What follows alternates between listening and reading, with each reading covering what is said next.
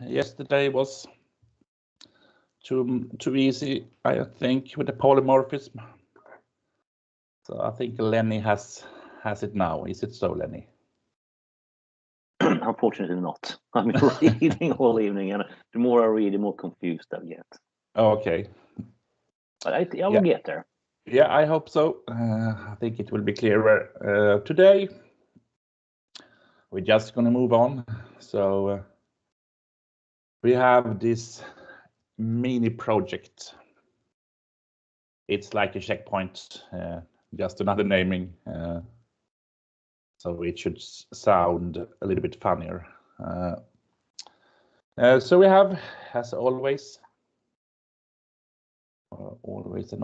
but at least these 2 weeks we have been having this section with, you'll see we are at day 13 here now, and it says mini project asset tracking. And as usual, there is the link for the SharePoint. It could take a few hours and so to get access to that. So you will find the material also under Files section in Teams. So we have something called mini project folder, and inside there you have a document describing what you should do. So this is this week's task. So if you have a look on this one, what it's requiring, you will see that it says asset tracking. So this wants you, it should be a console application still. So you want to create a console application for the user where the user can enter data. So this is pretty much what we have been doing before also. But this time we're gonna extend it a little bit more with classes. So if we check here on, we could check on level 1 first here. It says create a console app that have the following classes and objects. And you remember what is the difference between a class and the object. So the laptop computer here is a class. MacBook is an object. Asus is an object. Lenovo is an object. So, and mobile phones is a class. And the object out of mobile phones is iPhone, Samsung, and Nokia. So it says that you need to create the appropriate fields, constructors, and properties for each object. So you'll need to add properties like purchase date, price, model name, and so on. So it's not a must to use what's inside here, but it's maybe easier. So you could have other things also, but it's remember just that you have something that is different classes and different objects. So this is maybe the easiest way to go, to use what's in this instructions. So you could add as many things, properties that you want for computers, for example. It could be how much memory it has and how big hard drive, and you can add a lot of properties for it. So I'll say with mobile phones, maybe adding maybe how big the screen size is or whatever. So at least you need to know or have, it should have a purchase date and a price and a model name. That's the minimum. But most people add a little bit more extra because they think it's so fun. So fun to work with classes and objects and inheritance and polymorphism. So that's why they added so many things to these classes. So this is pretty much what we have been doing. It's take the input from the user, you do something with the input, and in the end you will have a list that you can present. of all these items. I say items, but the asset is just a thing, so it's could call it an item also. There's also something more here. It's in level 1. It doesn't make that much sense, but it says that all assets have an end of life, which for simplicity reasons is 3 years. So this information we can be using in level 2. Level 2 is the same as level 1, but here we come in with sorting. You see sorted list with class as primary. So you need computers first and then phones. So if the user has added mixed things, you should be able to sort on the class. And then you need to do a second sort also on the purchase date. And there's also something more here. That's with the 3-year thing. Mark any item red if purchase date is less than 3 months away from 3 years. So what does it mean? It means that anything that is older than 33 months should be marked red. So if you have a list of items and the items that are older than 33 months, so I'm calculating 3 years is 36 months minus 3 months, that makes 33. So anything that is older than 33 should be marked red. Do you understand? Yes.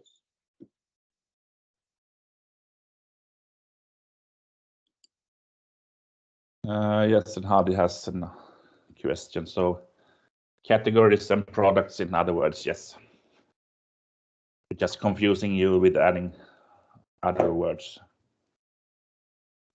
That is level 2. So level 3 is it's same as level 1 and 2, but you are adding more things to it. So level 3, you are adding offices to the model. So this item or this asset is bought in maybe in a different country. So you need to have 3. You will have at least 3 different offices around the world, and you should handle the currency for that country also. So you should be able to input values in dollars. So everything that is bought at a specific time, it has a value in dollars. So you are entering the value in dollars. And then when presenting the list, you are converting the dollars to the country's own currency. It says also based on today's currency charts. Some of you maybe are able to connect to an external API to get this data, but that's not so important. You can hard code them into the code and just add some values. But if you want to do something extra, you could connect to other things, but we have not gone through that sort of things yet. So the list should be sorted on office first, and then by purchase date. And same thing with the red marking on items that are older than 33 months. And there's a second one now here. Yellow if less than 6 months away from 3 years. So this means that things that are older than 30 months should be yellow. So you see there is a small gap between, so between 30 and 33, they should be yellow.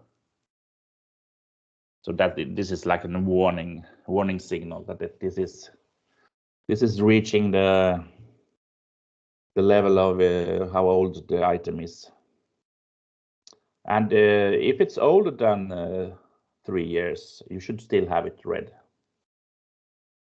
So if it's 5 years old, it should be red.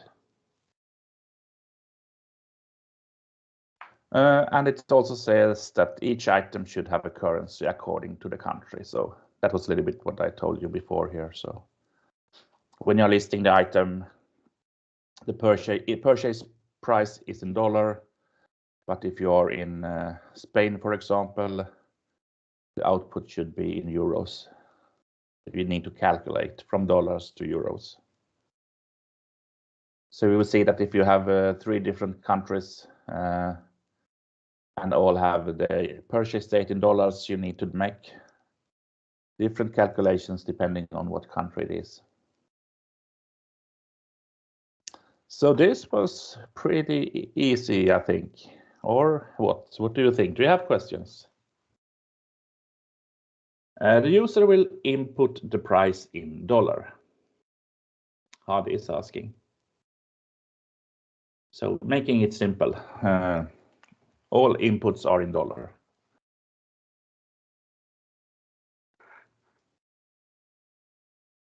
Do we have any questions?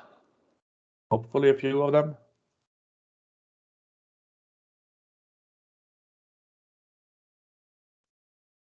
So what is the meaning of this exercise? Yes, it is to use the things that we have learned during these weeks.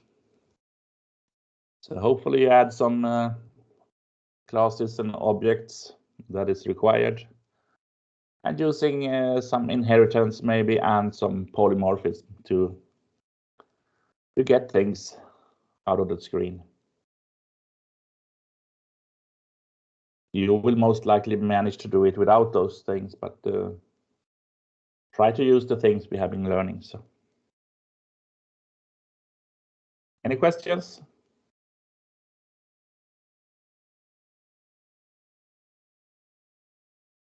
Nothing. I'm getting worried. Maybe it was too easy, or it was too difficult. But you understand the document, so this is available on the files in Teams, so you can read it again. Deadline is at lunch today. No, I'm kidding, Lenny. It's 3 o'clock Friday. So you will have 3 days to do this. Maths. Yes. Converting us from dollar to converting. I'm already getting worried for that. Yeah, yes, you have 2 currencies, dollar, and you maybe have the Swedish crown. So there is a currency. What is it called? Currency rate between them. So it's like you are changing money from Swedish money to euros. You get with a certain amount of money. So this is the kind of calculation you have to do. So this is actually on level number 3. So yes, so it's not required on level 1 and 2. So it's as always, you manage to do the levels you manage to do, you send in the highest level you manage to do. So the currency is to convert from the dollar to the country's own currency. So if we had, I don't know the exact, but if we had something that cost say $100 and you will have it in Swedish, it would be around 800-900 Swedish crowns.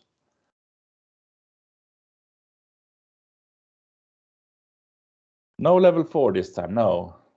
We are only going for 3 levels. This is usually enough, especially with level 3. So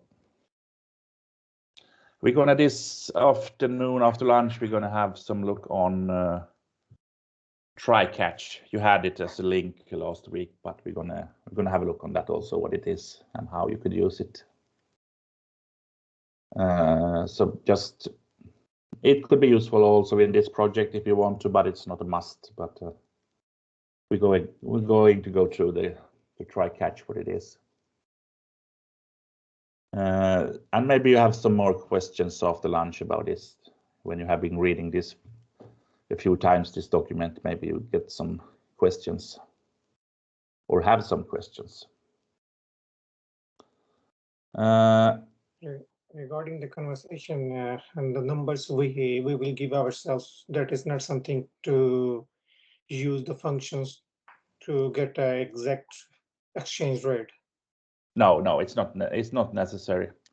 There will be few of you that already know this technique, so I think maybe you are using it. So Mladen is asking if links how to use APIs in console app. I could add some links for that also. But so focus first on getting the prices like just hard coded, written in the code. So you have take a look on the internet. What are the currency rates today, maybe? So you get an approximate numbers. So you could use them later on also. It's not that exactly. It's just that you know how to do the calculation. Yeah. Do we have any more questions here?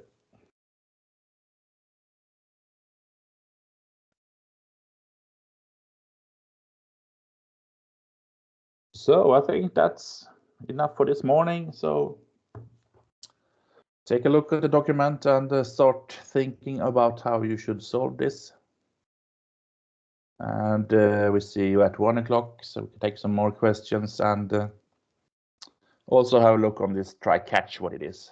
So I know the planning is saying that we are using file reading and writing, but we take that another time. It's not exactly for this. It's not use. Yeah. You don't have the usage for this mini project, so we take that another time. Because then we have some things in the course that are they are separated. So it's like with the try catch and the reading files is something that is useful to know about. So that's why we have them. So see you at 1 o'clock then. See you. Yeah.